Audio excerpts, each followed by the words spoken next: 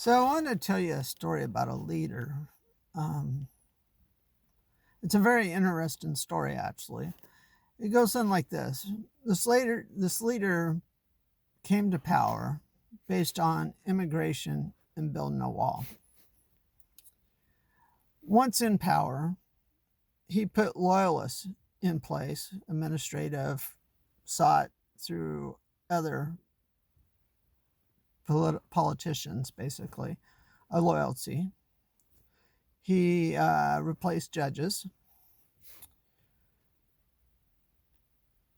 and he basically was kind of taking control of a government that was supposed to be meant more democratic. Now, at this point, you were probably thinking, gee, he's talking about President Trump. But I am not talking about President Trump.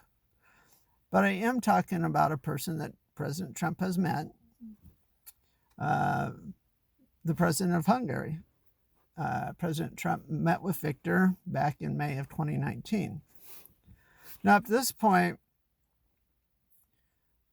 you can compare everything I just said to President Trump.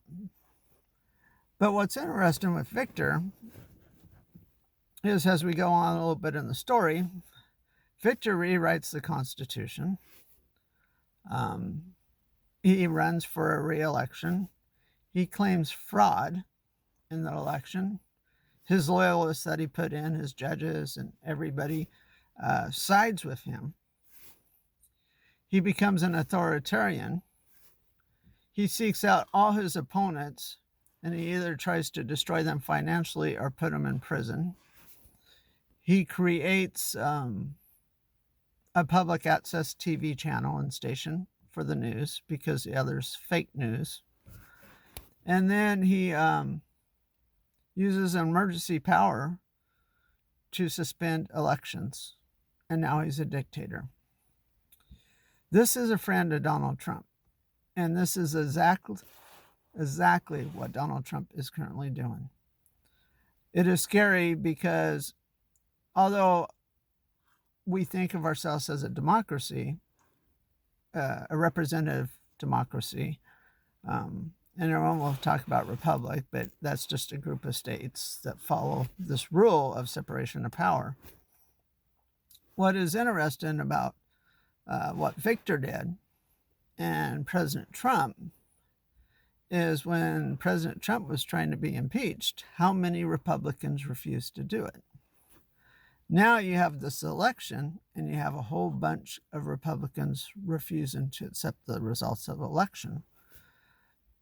We are very close to losing our democracy, our separation of powers, and basically just have an authoritarian ruler that, quite frankly, could easily become a dictatorship. And I think it's very scary and very telling when Republicans have not done anything.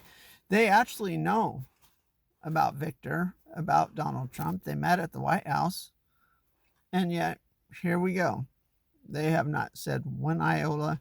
They know that the allegations of fraud are fake, and they still maintain there's enough irregularities that they're not going to support it.